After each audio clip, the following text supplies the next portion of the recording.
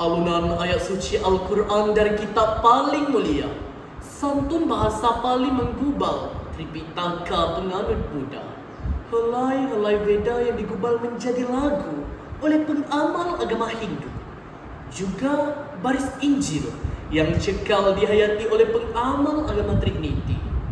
Semuanya membawa maksud yang sama, yaitu ilmu wajib diteroka. Maka hadirin dan hadirat sekalian, marilah meneroka ilmu di bawah tajuk pidato yang berbunyi pendidikan berkesan memangkin modal insan.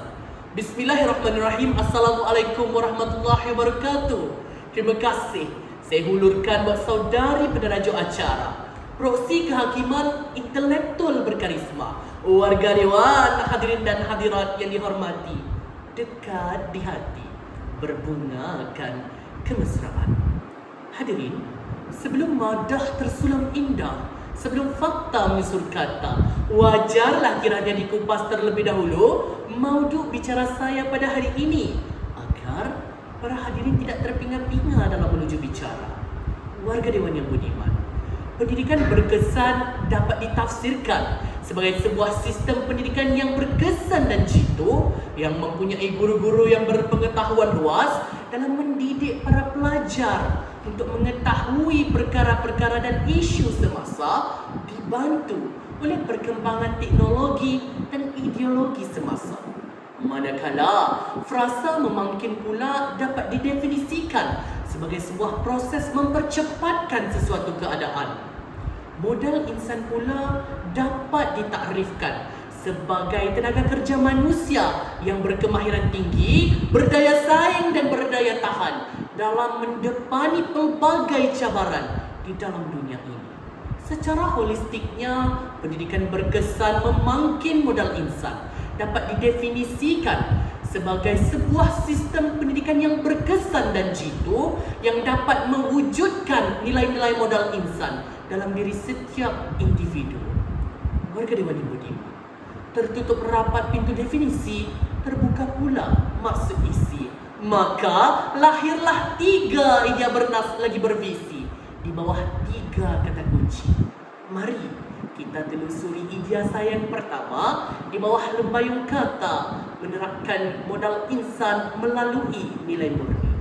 Warga dewan yang budiman, sejak kebelakangan ini kita dapat saksikan perubahan demi perubahan dalam sistem pendidikan yang ingin menuntut setiap para pelajarnya bukan sahaja berkebolehan dalam pelbagai bidang akademik, namun unggul dalam sahsiah dan kepribadian diri yang diperkerti.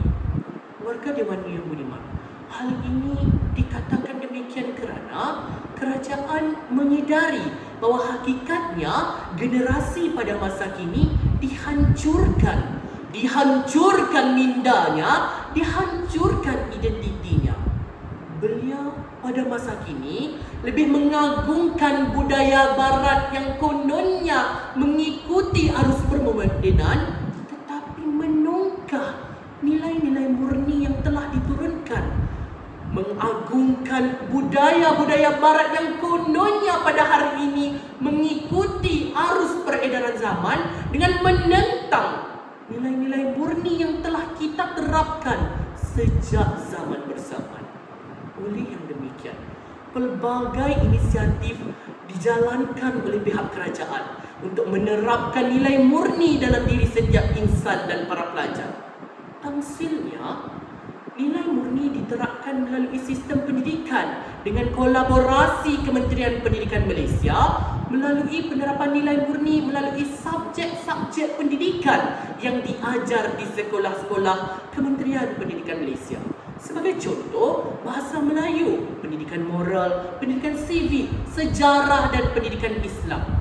Kesemua nilai-nilai murni diterapkan di dalam subjek ini kerana melentur buluh biarlah daripada rebungnya, dan kita sudah yakin bahawasanya melalui pendidikan generasi masa hadapan akan terbentuk di masa akan datang.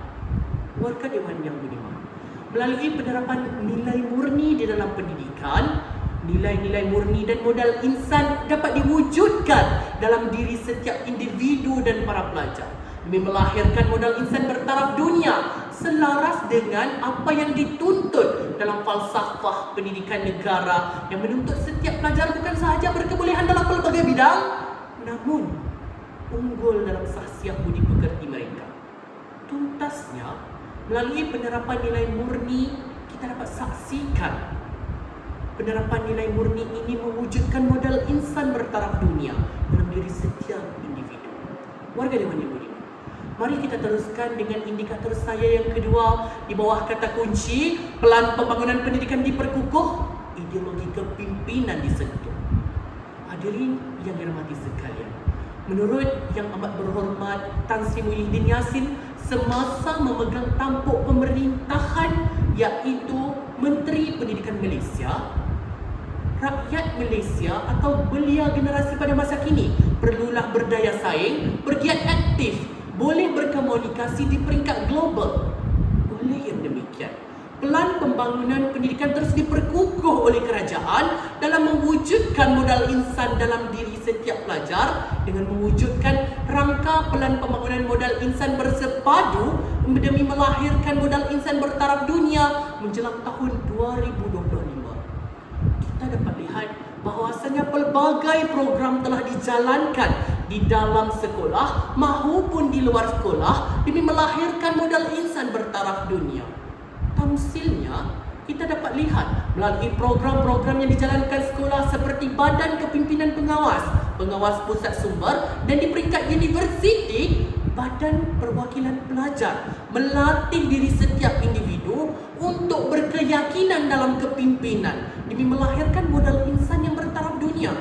Selain daripada itu, kita dapat lihat program pengucapan awam dan program pidato juga turut dijadikan dan dilancarkan oleh setiap sekolah-sekolah Kementerian Pendidikan Malaysia demi melahirkan warga kepimpinan yang mempunyai modal insan berkemahiran pengucapan awam di peringkat global. Perkara ini secara tidak langsung melatih para pelajar untuk berkomunikasi secara berkesan sekaligus. Inilah merupakan modal insan yang ingin dilahirkan generasi pada hari ini. Lihat sahaja pemimpin-pemimpin negara yang fasih berpidato, petah berkata-kata. Mereka bermula daripada program-program yang dijalankan di peringkat sekolah. Warga Dewan yang budiman, tuntasnya melalui pelan pembangunan pendidikan yang diperkukuh, maka ideologi kepimpinan dapat disentuh sekaligus mewujudkan modal insan bertaraf dunia. Sidang pendengar yang dirahmati sekalian, indikator saya terakhir ialah pedagogi pendidikan diperkasa teras pembangunan negara. Warga Dewan yang budiman, modal insan merupakan sumber pelaburan negara yang tertinggi. Sekiranya modal insan tidak dibentuk dalam diri masyarakat, maka tidak akan maju sebuah masyarakat itu. Kerana pada hari ini, setiap negara yang maju memerlukan modal insan bertaraf dunia. Jika dahulu kita dapat saksikan program pembelajaran abad ke-21 dipersenda, kononnya tidak akan berjaya, namun pada hari ini perkara tersebut telah membuktikan keberkesanannya. Baru-baru ini, 2 orang pelajar kita telah dinobatkan memiliki markah tertinggi dalam ujian CAT di peringkat dunia. Dan kita dapat saksikan Dr. Amalina Bakri, pelajar terbaik SPM 21A, menunjukkan beliau berjaya di peringkat dunia dengan menjadi pakar bedah di universiti dan juga bekerja di luar negara. Warga Dewan yang budiman, perkara ini bermula daripada pedagogi pendidikan yang terus diperkasa oleh kerajaan. Kajian-kajian dalam bidang pendidikan seperti pengajian abad ke-21 menunjukkan keberkesanannya dan menjadi aspirasi kepada negara. Warga Dewan yang budiman, kesimpulannya, warga Dewan yang budiman, kesimpulannya, perkara pidato ini saya dirikan atas 3 faktor utama. Jadi yang pertama, nilai murni yang diterapkan dalam diri setiap individu, pelan pembangunan pendidikan yang terus diperkukuh, dan seterusnya daripada pedagogi pendidikan yang merupakan teras kepada pembangunan negara. Perkara ini menunjukkan bahawasanya pendidikan berkesan dapat memangkin modal insan. Sekiranya 500 tahun dahulu kita tersungkur ke bumi, kita memerlukan 500 tahun kembali untuk bangkit kembali. Tepuk dada, tanyalah selera. Warga Dewan yang budiman, sekian, terima kasih.